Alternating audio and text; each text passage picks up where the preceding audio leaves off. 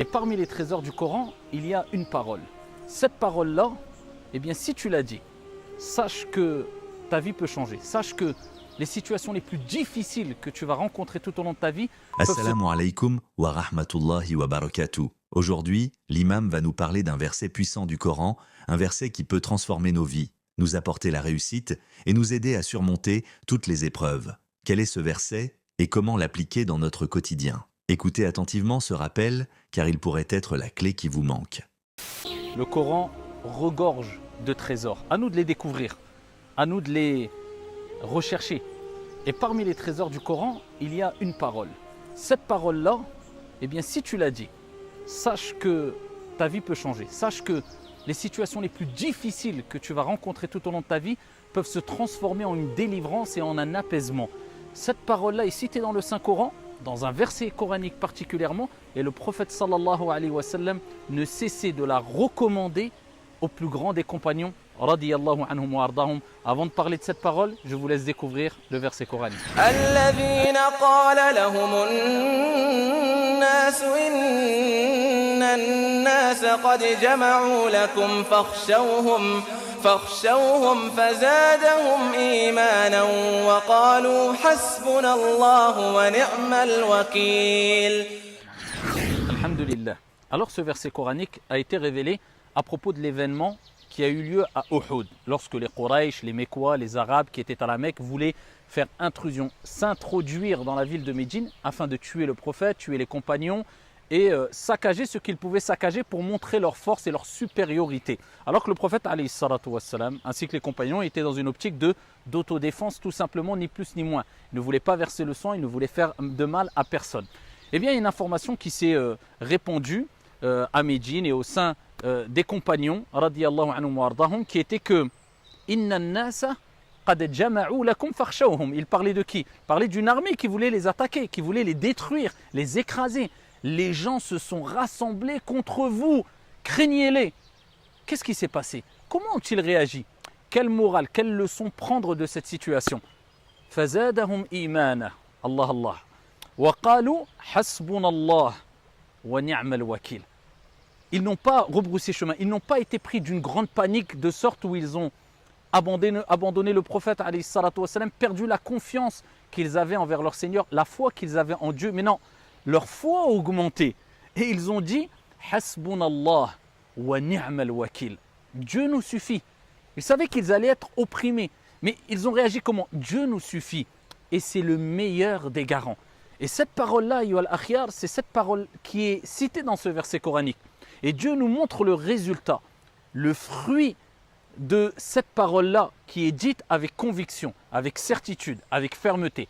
Hasbunallah wa ni'mal wakil. Dieu dit ensuite fanqalabu bi ni'matin min Allah wa fadl lam yamsashum su. Ils retournèrent avec quoi?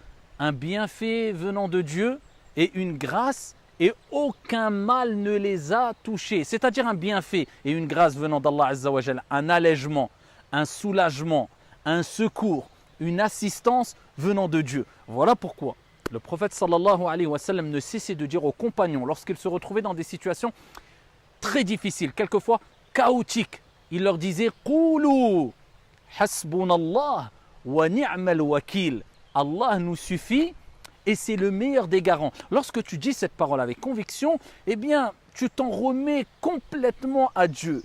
C'est comme si tu disais à Dieu, Ya Allah, ça c'est au-dessus de mes capacités. C'est trop pour moi.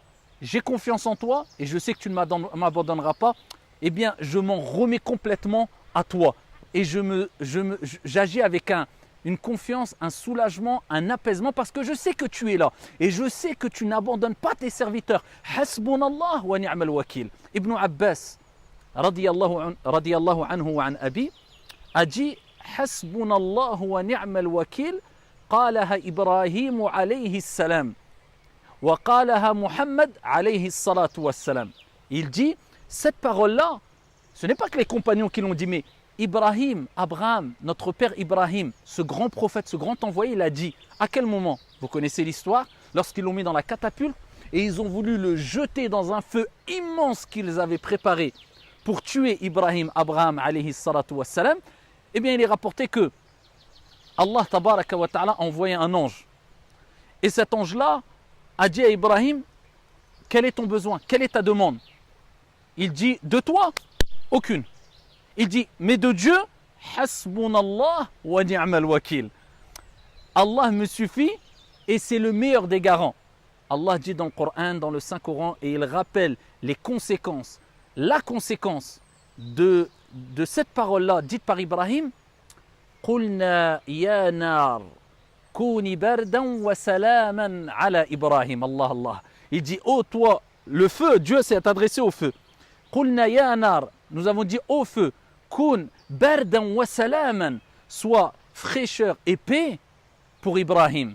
Et il est rapporté, d'après certains récits qui ne sont pas authentifiés, où Ibrahim a dit « C'est les plus beaux jours et les jours les plus paisibles de ma vie que j'ai passés. » Quand il était dans le feu, mais Dieu a fait que ce feu ne l'a pas brûlé. Au contraire, ce fut une fraîcheur et une paix pour Ibrahim. Vous voyez les conséquences, les fruits ici de cette parole? Et à quel moment ces paroles ont été dites dans des situations où peut-être tu te dis « Eh bien, il n'y a plus aucun secours possible. » Mais quand tu l'as dit, eh bien, la situation chaotique, la grosse épreuve, la grande peur se transforme par un grand soulagement, une grande délivrance, un grand bienfait, une grande grâce venant de ton Seigneur, tabaraka wa ta'ala. Voilà pourquoi il est important de répéter cette parole, comme Dieu l'a mentionné dans le Coran, lorsqu'il dit que des gens ont dit,